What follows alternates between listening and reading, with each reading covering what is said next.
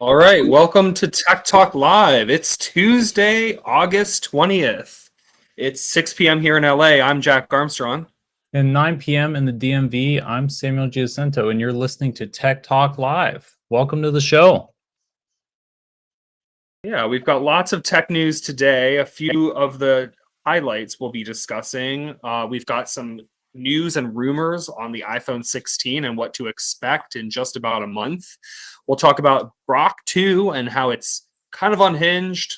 Lots of controversy over Grok 2 being unleashed, and AI and how to compensate for content when your article or publisher's material is being used in the responses.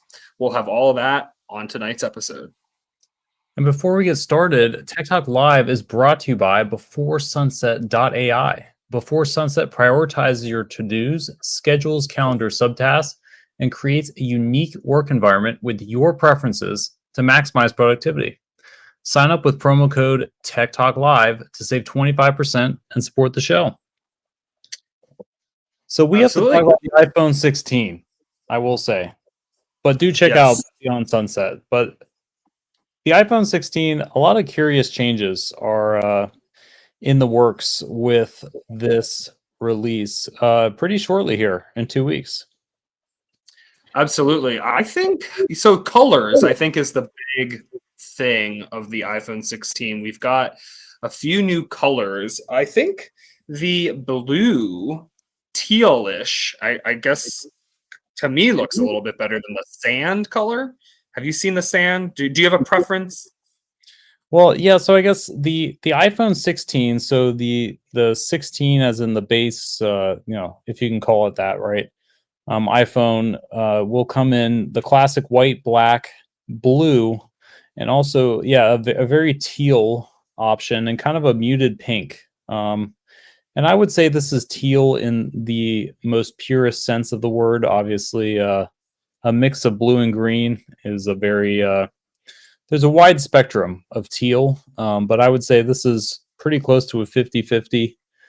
Not exactly the most flattering color, and I do have to agree. The colors of the iPhone 16 Pro, which include, I guess, a muted pink, if I'm remembering correctly, and then desert titanium. I think Yes. kind of a golden, really like a deep dandelion, kind of a burnt dandelion, if I had to describe it. I do think that's probably the most intriguing of the bunch.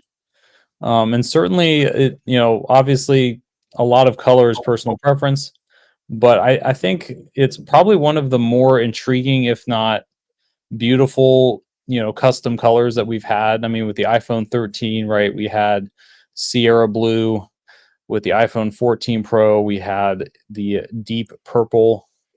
And I'm forgetting the 15 right now simply because I guess this is sort of forgettable. I'll go to Apple's website and see, but I mean Yeah. the new color is quite the looker, at least in my opinion. I'm glad you agree with that because Oh, yeah. I like it. I like how it looks.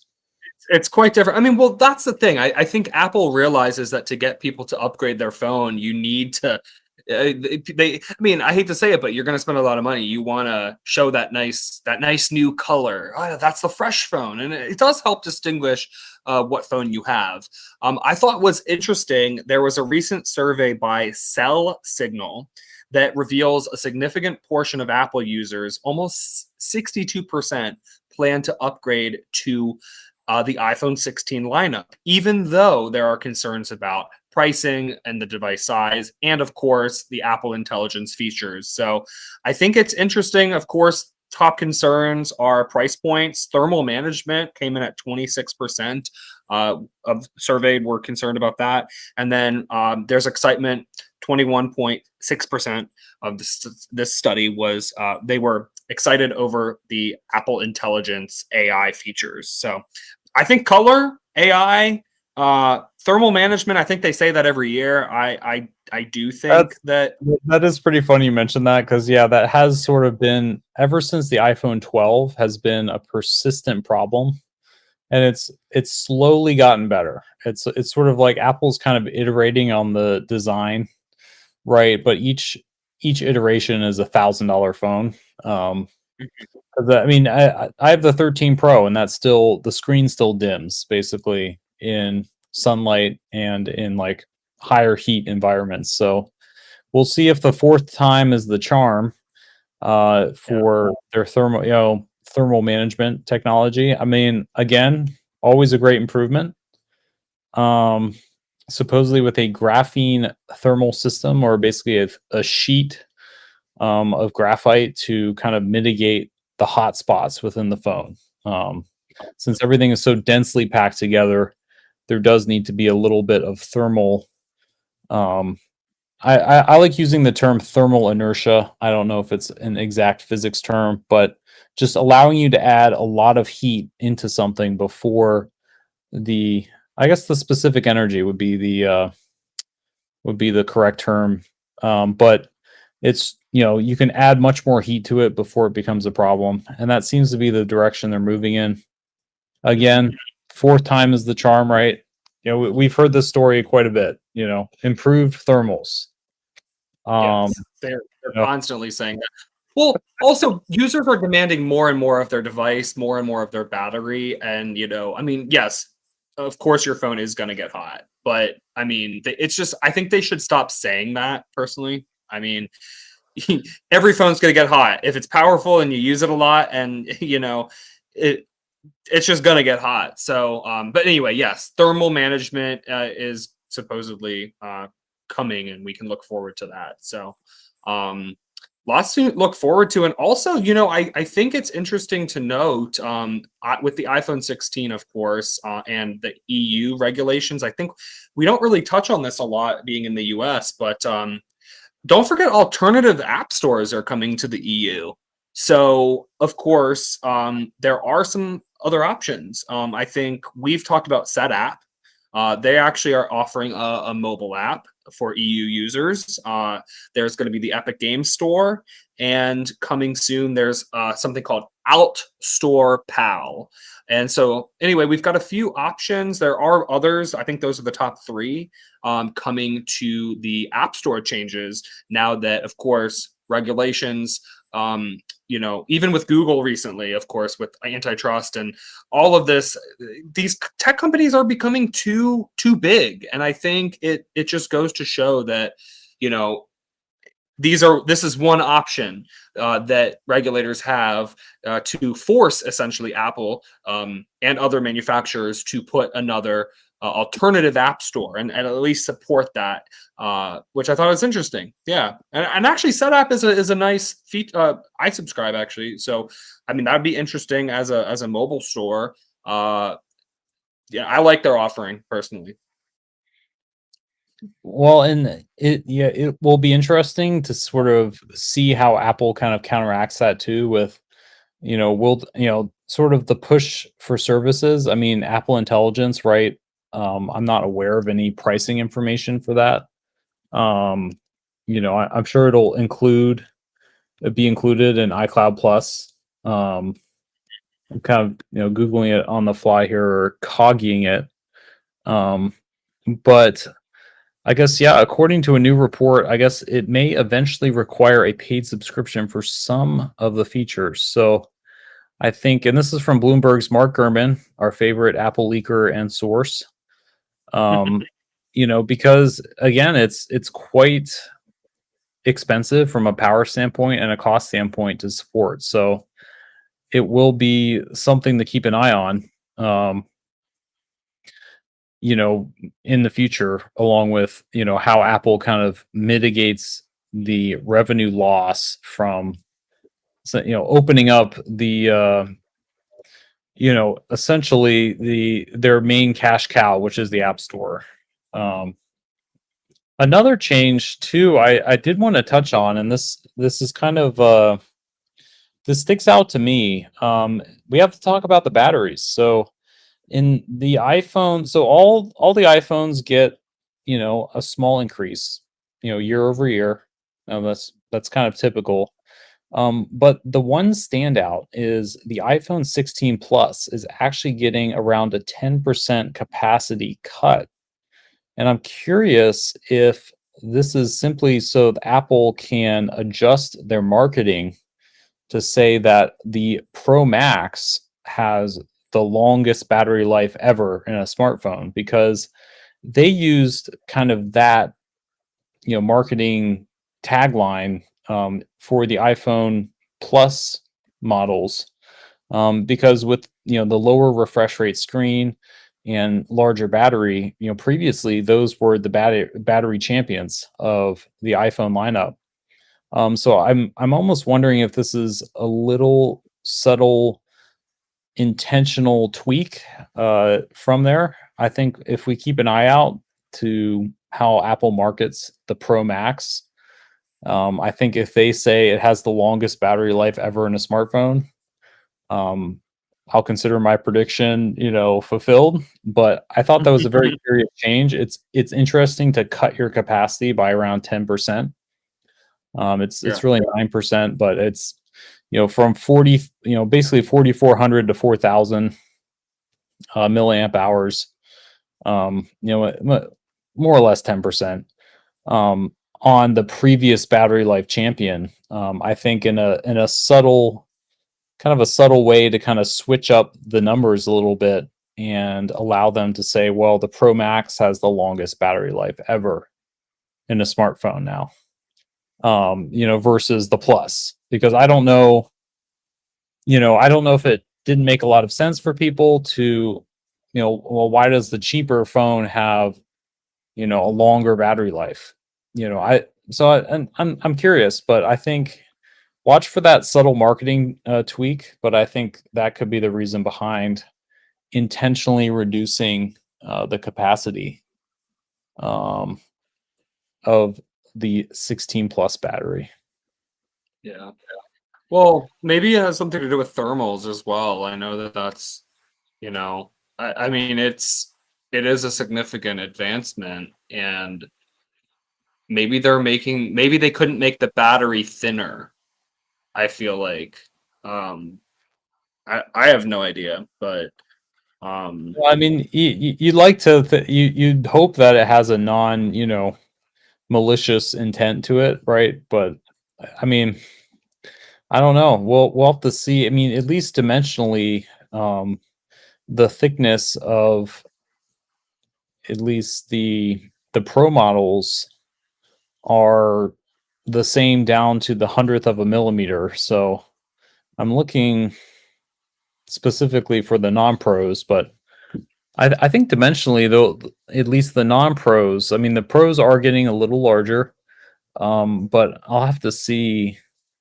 I guess we'll have to see. I'm not seeing it on the rumor roundup.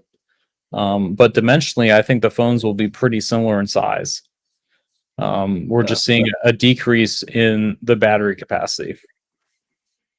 Um, so again, kind of curious. I did want to point that out because I think it's a subtle thing that most people won't, see or acknowledge. I think maybe you'll hear about it in reviews potentially, but I think from a marketing standpoint, they're kind of teeing up for that in a way. Something I also saw, yeah, you just sent this over, but the iPhone 17 Air, I know. that's kind of Yeah, been fascinating. making a splash. I guess that what have you heard about it?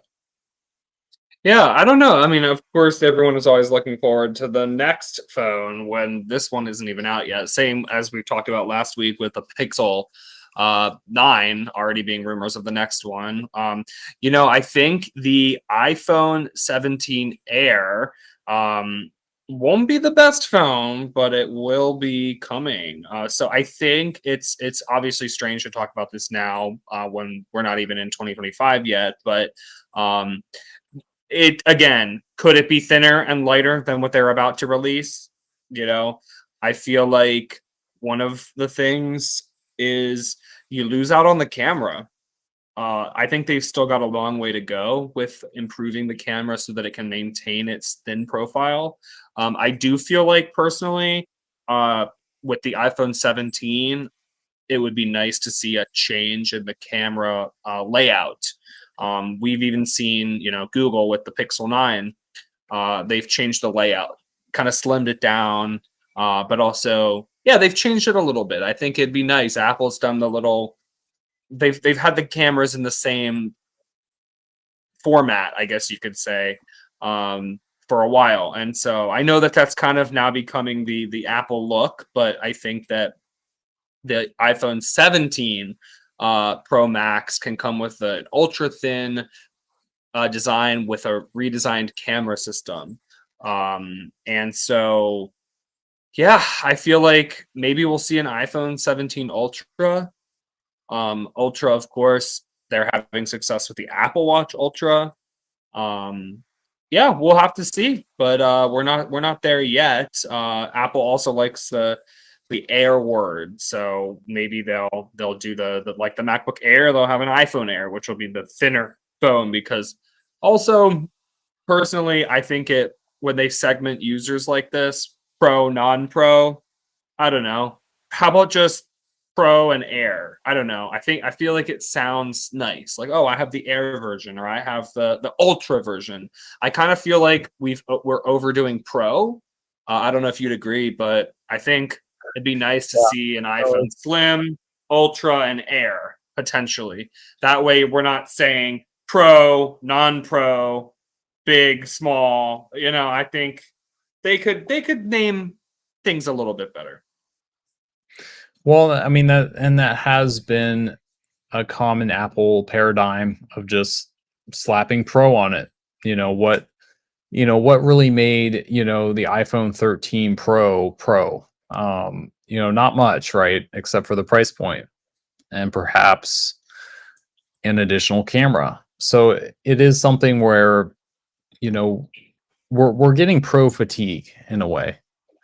Everything, has the word pro slapped on it. And obviously, I mean, there's a distinct consumer appeal to it because obviously, like, I want to be a professional. Like, I don't want the standard model, right?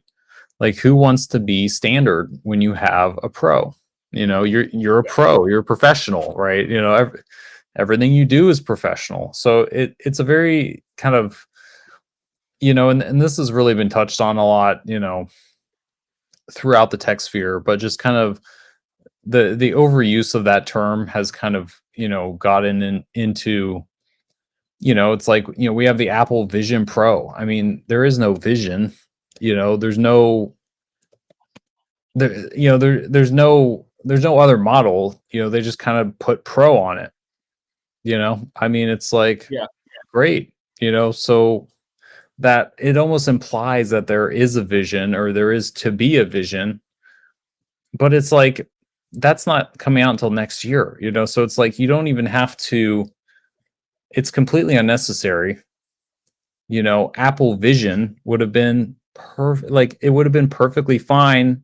And I think they're, to quote Craig Federelli, their crack marketing team really kind of cracked on this one because it's, yeah, there's no segmentation to that product line. They simply just have to put pro on it, either to justify the price tag or to make people think they're professional for buying it. But I really think, you know, tacking on that word has really become almost in some ways a meme for Apple to just kind of justify, a higher price tag or, and obviously it's an impressive piece of technology. But, again, there's no vision. It's just Vision Pro. Yeah. So, I Well, mean, also, I think we're going to see, in addition to RAM improvements with the iPhone 17, I do think it might be the first year where we see cameras at the center of the device. It's been quite a while since we've seen, Apple, redesign the cameras. So I think I think it'll be likely that they could be in the near the center, top of the phone. And yeah, they're gonna ditch the Plus name, and it's probably make way for the iPhone Air. So it'll be interesting to see with all these changes. And I mean, yeah, the iPhone 16 will be exciting this year. Probably less than a month away now. We'll have all the news here, of course. So Yeah, tune no, in every Tuesday. it'll be interesting to kind of dissect the Apple keynote. I feel like there are a lot of subtleties in each one, between what they choose to mention and what they don't. I think Apple is they're very subtle about their art of omission, and I think it does tell you a lot about what they're planning to do or what they're not. They're very straightforward in what they say, but it's what they leave out, I think, that will be kind of revealing for that. Definitely. Yeah, most definitely. Well, we've also got a lot of news with Grok to talk about. So, Unhinged with no limitations, it seems, Oh, making any type of image you could want, uh, political especially. well, And of no. course, Trump is now back Ooh. on X. So, Yeah, thanks to our free speech pariah Elon Musk, who loves the speech that he likes. And so and interesting points, but I guess Grok is functionally, I guess, another AI model called Flux. Elon also kind of has the habit of, you know, essentially, kind of rebranding things. But as I'm familiar, I guess it's the Flux AI um, image generator, more or less, without any sort of copyright or content restriction. It seems like, aside from full nudity, there's really no restriction on what can be generated. And we've already seen some kind of sobering real world implications of sort of having, copyrighted content, um, whether it be, political content as well, including, generating, of all things, a pretty bizarre, Swifties for Trump, AI ad campaign that was, retweeted by the emperor in chief. I mean, it's pretty wild to sort of see, you have something that comes out and within a week it's already being used as a political tool or weapon, to kind of energize people, simply because it has no, I mean, no bounds. But you made an interesting point of just earlier, I guess, of, is that just the internet, right? Is there any, does it, people have been creating all sorts of content regardless. um but maybe perhaps since it's easier than ever to do so, it kind of enables a lot of people to create things they wouldn't have been able to before. um I think could be a scary implication of this, but yeah. Yeah, no, I feel like they're now in the top five, the big leagues of AI, almost surpassing ChatGPT, it's believed, which I think is very fascinating. They just closed also a funding round, raising $6 billion, valuing it at 18 billion. There, of course, it's also you know trending that Tesla is the board is seeking approval to invest another 5 billion into XAI, which would put the investment into the startup uh, very similar to OpenAI. So don't forget, Anthropic's raised 9 billion, and OpenAI has raised 13. These are the numbers we have. So it gives you a little sense of that they've got funding to power into this race, this tech race to who can develop the best models. And of course, I think it's worth noting that everyone will soon have AI in some way around them, and be more and more comfortable interacting with these models as they get better and better and better. And I feel like, of course, we're seeking artificial general intelligence, which is kind of scary when you see how good these things are becoming. And but I do have to say, it's who is going to regulate an LLM, right? Like, I feel like we already see open source models that can take reference material, and you can create a custom library of stuff, where I kind of feel like if you know a little bit about what you're doing, you can custom program your model based on the larger model, in the sense where if you are trying to get it to give you information that it doesn't want to give you, uh there's really nothing stopping you from uploading information and then basically tuning its responses to what you want. I feel like a big topic, kind of related to this, is the medical field. Of course, AI can be disruptive in any field, but with the medical field, it's fascinating because whether like, let's just assume that doctors or med students are learning, right? There's a lot to learn in med school, right?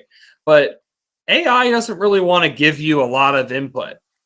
The medical field is again a gray area where Claude and ChatGPT kind of, they stay away from it. Oh, I'm not a doctor, I can't give you advice, go see your doctor. Look, it probably knows the answer, it's just not giving it to you yet. And I feel like people really should realize that, yes, of course, AI does not replace a doctor, but also AI with current information, with every source available, assuming it has ingested every source available in the world, I'm pretty sure you might trust that more than your doctor. So I feel like that's a field that could easily be disrupted. I mean, look, there's so many fields. Coding, um, is another one that comes to mind. So I feel like, you know, I like that it's a little bit unhinged. Obviously, it does need to be safe. I feel like you can't have people doing, terrible things with these, but I also feel like you're gonna do what you want to do, and you're gonna find a way to do what you want to do. Um, anyway, Well, and yeah, you make an interesting point, at least with healthcare. Now, obviously, huge moral ethic conundrum there. But I think an area where it could possibly be very helpful is, again, a big part of AI is accessibility. And a lot of at least younger people, I mean, you know, there's a pretty high demand for urgent care simply because people can't even book an appointment with a primary care practitioner to, you know, get looked at or even have access to healthcare in general. So it could be, kind of an example of imperfect yet accessible, as at least something to sort of say, like, hey, like, I need help with this, this thing. Is it something serious? Or because if the alternative is no doctor at all, something imperfect could be, at least an improvement, or at least pushing the needle in the right direction. Now, obviously, with that comes, huge ethical and moral implications. But if the standard as it exists currently is you may not get care, I mean, anything's better than nothing.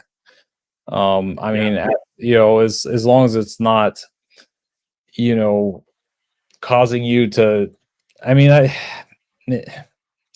I'll take that back. Obviously there are, some things could be worse than doing nothing, but I think at least, describing your symptoms and at least referring you to a specialist, or at least allowing you to see one, more quickly, perhaps could be an improvement. But it's difficult to say, but I think accessibility is a huge barrier in healthcare, and I think, you know, AI can, in some ways, by breaking down the accessibility of image generation and, other, more complex tasks in the future, at least break that barrier down a notch, and hopefully, provide the access to care that people are seeking. Because people want it, they just simply can't. It's difficult when the doctor in your community is booked out 6 months. I mean, what are you to do in that situation? I mean, it's difficult. I mean, there's really no good solution to that. Yeah.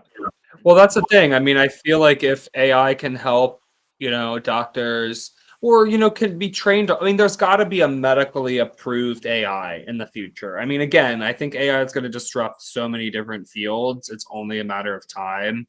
And yeah, I mean, I hope that going forward we have, I don't want to say an unhinged AI. I mean, it needs to be accurate, but there needs to be like, yeah, third parties reviewing the outputs and verifying it was this accurate. Humans really do need to be looking at what the AI is generating, uh you know to know if is it safe, is this accurate, and I feel like if we're not going to be quote unquote, training it properly, we have a lot of risks in the future, that's for sure. So anyway, lots of exciting tech, but also you need to be cautious. That's for sure. But also, this brings, I think, to our next topic. If you have anything else to add, mention it. But Sam, truly, publishers and let's just say content providers, creators, publishers, news outlets, politicians, I mean, whoever's creating content, whoever is taking the time to have a website or publish their articles in some way, their opinions. I mean, not maybe not even articles, maybe like little short form, little like mini tweets or whatever. I mean, look, I think we should start with articles and newsworthy things that are already being scraped by AI. Perplexity has been in the news. We actually missed it last week, but this is still pretty fresh. That they're paving the way to paying publishers and creators when their responses, when the AI responses utilize their information.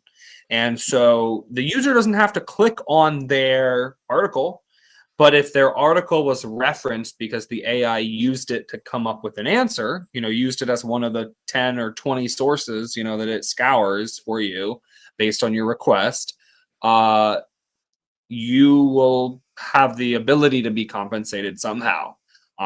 This is obviously still very fresh, but it's nice to see that instead of lawsuits, endless lawsuits over, intellectual property, that maybe this will be a solution where maybe we can actually pay publishers and creators for, utilizing their responses. So I think you can't really go back and retrain an AI that's been trained, and that is kind of public. But I think we're entering a new era of search GPT, quote unquote, right? Search GPT, of course, coming out soon. Waitlist at the moment, which is closed. But Perplexity, same thing. Pretty much exactly what I'm, assuming Search GPT is going to be very similar. We've got Kagi, of course. We love Kagi, so that's a great example of utilizing web and AI kind of together to find you information. Grok, of course, is internet powered. It uses tweets. We've talked about Merlin. I mean, a lot of AI is utilizing search in the algorithm to gather a response for you that's current, that's updated. And I feel like, yeah, Perplexity is laying the groundwork for, hey, creators are compensated, publishers are compensated. So, yeah, lots of excitement to expect there. Well, and I think, I guess, Anderson Horowitz, I guess a venture capital firm, also known as A16Z, I think says the quiet part out loud here. Sort of all investment in generative AI was made with the understanding of current copyright law, and that essentially, changing that understanding, it argued that any kind of licensing regime for the use of copyrighted work in AI didn't make sense because of the potentially huge amount of money that it would be owed or would be owed to content owners. So I think that, that sort of says it right there. Is, the reason why nobody's asked for permission is because the implications of it are huge, and that's kind of been the Silicon Valley ethos of, ask for forgiveness, not permission. In this case, you're right. I mean, the cat's out of the bag. You can't, untrain these models. They've already consumed all this copyrighted content. And quite honestly, I mean, it's kind of a classic example of cat and mouse, except, the cat is the legal system, and it's more like Garfield versus, Tom and Tom and Jerry. I mean, it's not very fast. It's a large cat that likes lasagna. Okay, it doesn't move very quickly. And I think, when we have a new model coming out every week, and we have essentially, the US, there was another quote here, I guess, the US Copyright Office is set to update its guidance on AI and copyright later this year. So it's like, I mean, that's great, but it's like, you know, we still have 3 months. I mean, and it's still open season, and it's still, um, and that's simply just a recommendation as to any Mhm. appropriate, you know, legal or regulatory action regarding AI. So essentially, we will have a letter of recommendation by the end of this year, which is like, I mean, how many more models are going to come out next week? I mean, it's, the pace, I mean, it's a sad reality, but, the pace of bureaucracy or the deliberate democracy, is too slow to react to things like this, simply because, um, it's, again, like, uh, it's simply too slow to really mitigate. I mean, it's, again, like, we're kind of beyond the point where this stuff needs to have happened, but yet it's still happening. Um, so I don't, I don't really know what will happen per se, because, I mean, we have, Microsoft, OpenAI and Anthropic, essentially ignoring, you know, the rules that prevent bots from scraping internet traffic, circumventing, basically, and I don't know who necessarily established this, or, but basically robots.txt is a common file placed on the root of websites to indicate its availability for automated programs or web crawlers, to essentially, tell, it's like, hey, we don't want our data scraped. But I guess it's more or less it's unofficial. There's really no, there's really no, I guess, formal rule or enforcement mechanism. Um, and it's a pretty crude tool. So, you know, essentially, it's just sort of, they just kind of turn off the voluntary. I mean, OpenAI says, screw robots.txt. I don't care. I'm downloading the website. There's no, it's too late. I mean, essentially it's making the decision for you, and there's really no strong enforcement mechanism um to follow up on that. Yeah. Um, so any crawler can just ignore, a robots.txt file it finds and just collect the data. Yeah. Um, so it's there's no legal prohibition on it. So it's essentially, um, it really is the Wild West. Um, Yeah. and Oh, it is. You're absolutely right. Well, I think it kind of, to me personally, I think it kind of goes to say what people have known for a long time. If you publish something on social media or the internet, it's out there in the world. Your data is, can be found, can be tracked, can be saved. So, I mean, I think, like, yes, they shouldn't be taking without your permission, but you also are putting it out there for the internet, for people and robots and search engines to index and find. And you kind of, in my opinion, are bringing it on yourself a little bit. And no, I do think publishers should be paying people, especially if you're a content creator that is summarizing, especially as AI search becomes more and more popular. People are just going to be asking, hey, what was the news on TechCrunch today? Yes, TechCrunch should probably get compensated, especially if the person is paying for the AI, of course, as well. So I think, you're putting stuff on the internet. They shouldn't be abusing their privileges, but it is your right to, have some sort of compensation, I feel like. And, as this unfolds, it'll be, yeah, fascinating to see more publishers kind of shooting back at the tech companies. well, and I mean, we'll have to see if it kind of falls flat. Um,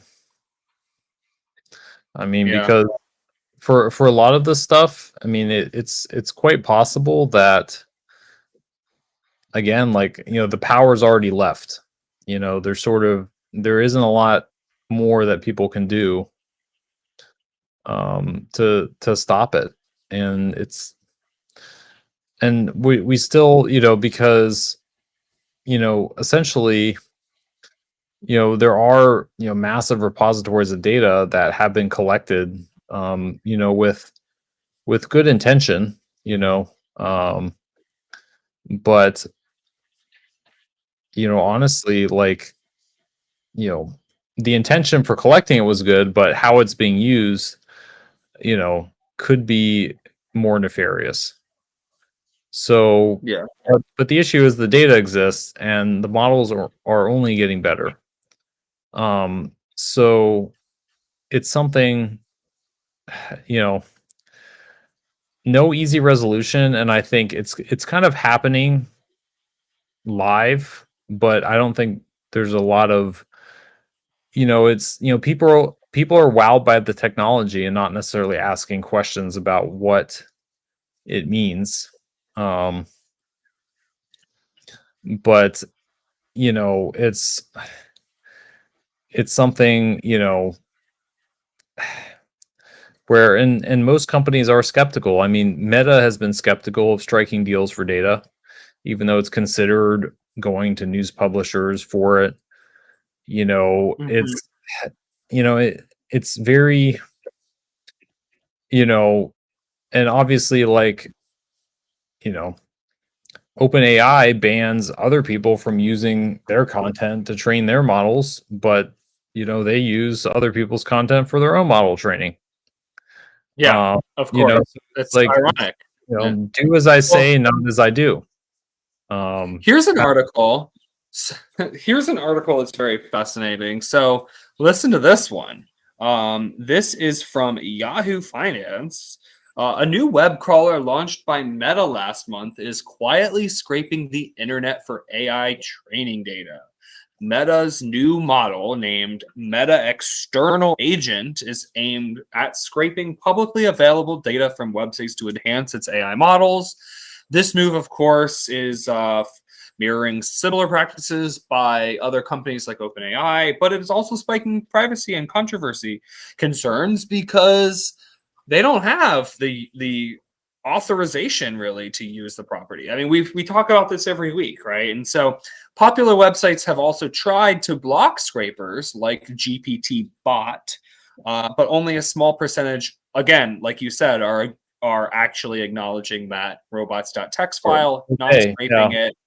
And there's no way to prove that they did or didn't visit their site. I mean, they're gonna see bot traffic. Did the bot do something or did it leave? Or and so obviously, all these AI companies are racing to get all the information that they can, and they're seeking to improve their models. Of course, Meta with its Llama models, and I think this, is just underscoring quality training data in the evolving AI landscape. So yeah,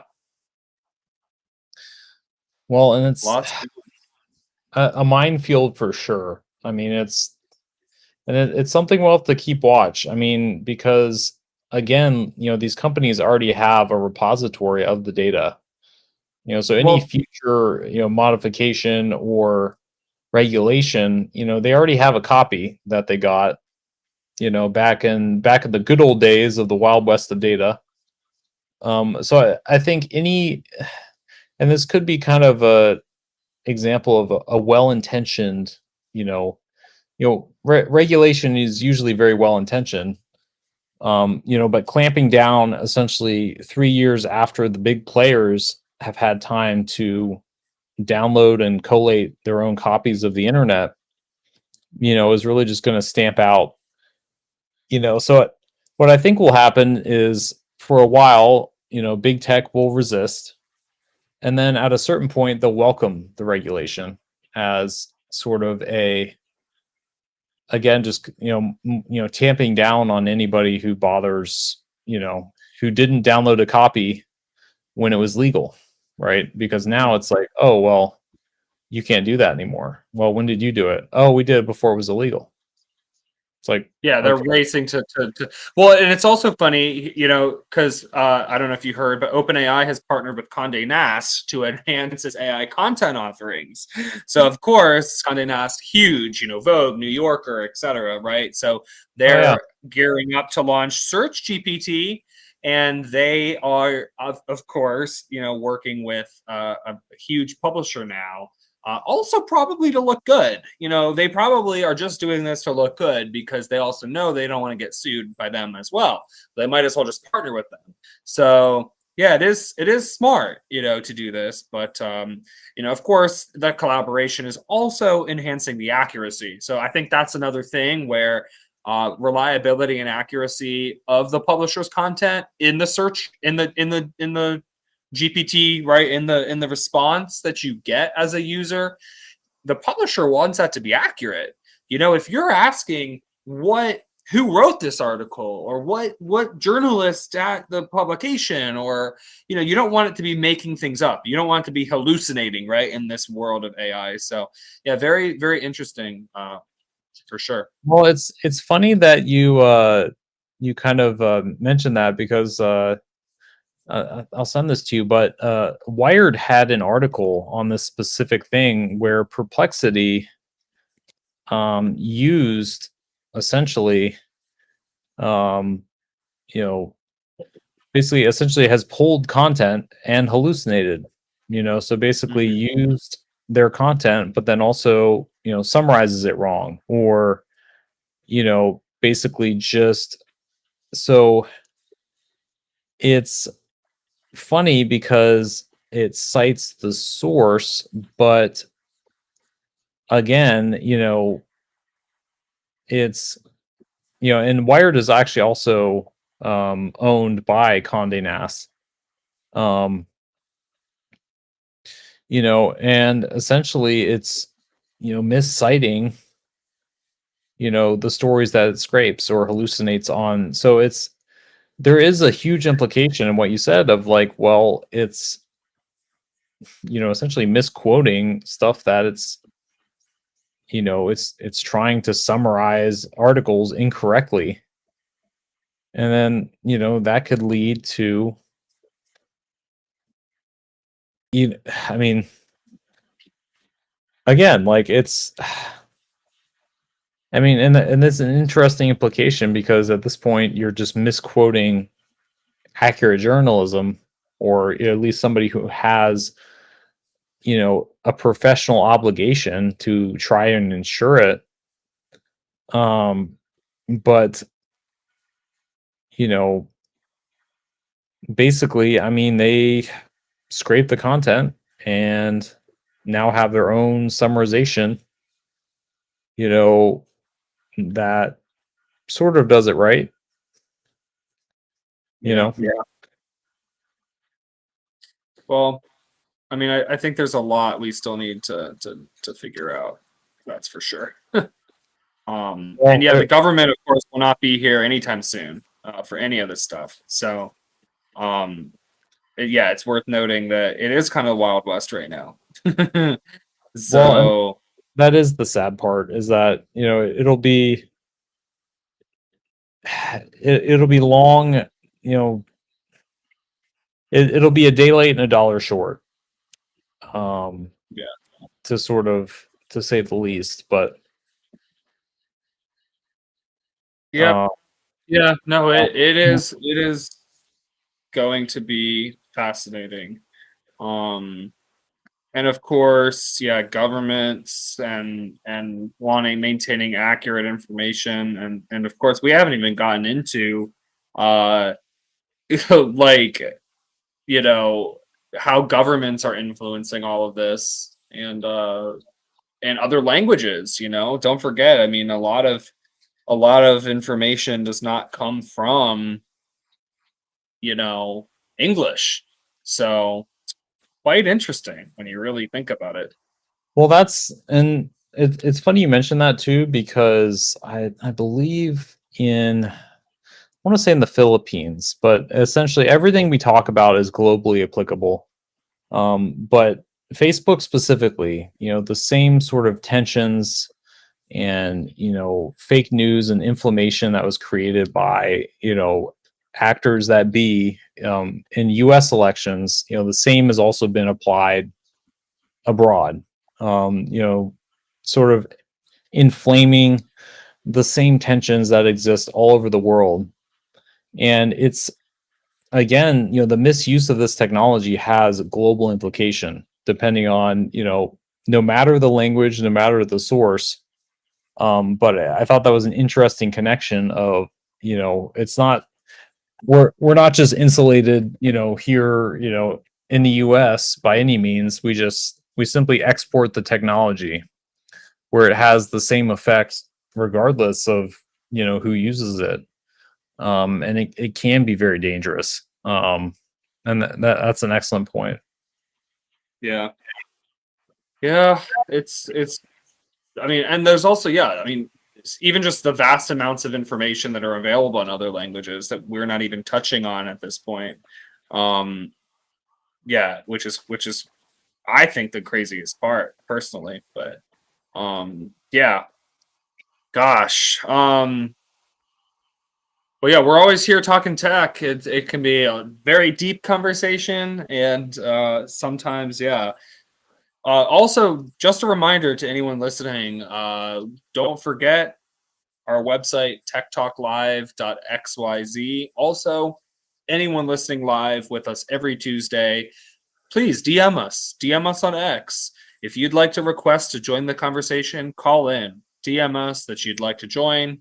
We'll have you join the show. Um, we love that, right, Sam? We love that. We love when Yeah, people are interacting with us. please We do. we realize we realized, as we were talking about earlier, that we've switched to a new system where we're broadcasting to multiple channels at the same time. So we're no longer exclusively on X Spaces. Of course, we had some tech problems, and X, of course, has some reliability issues, and this allows us to reach a larger audience. So, of course, don't forget to visit our website, join our newsletter, techtalklive.xyz, put your email in. We'll send you updates. Subscribe to the podcast on anywhere you get your podcasts. Listen live every Tuesday. And yeah, we always love when people join the show. Absolutely. Yeah. Tune in to Talk Tech every Tuesday, 9 p.m. Eastern, 6 p.m. Los Angeles time. Yeah, and we're brought to again thanks to Before Sunset. We are here. We love managing our to-do list and being more productive, and also it allows us to be able to put in and optimize what we talk about. And so, creating subtasks has never been easier with AI. Creating a unique work environment with AI. Again, signing up with promo code Tech Talk Live, saving 25% really helps the show out. So again, don't forget to go visit our sponsor, beforesunset.ai. And yeah, we'll be back next week with lots of news. I think we'll have a date. I think we'll have a date for the new iPhone launch at WWDC, right? Or the Yeah. iPhone event. Gosh, Second week what is of coming up? September. We don't have a date for that yet, right? I think September 16th, but I'm not sure. Don't quote me on it. Yeah. Um, but Yeah. somewhere. It is September. Yeah, no, I think a 16 on the 16th. Well, of course, it'll be announced then, but yeah, fascinating. We'll be here, of course, to talk about it. And yeah, Yeah, talk tech awesome. soon.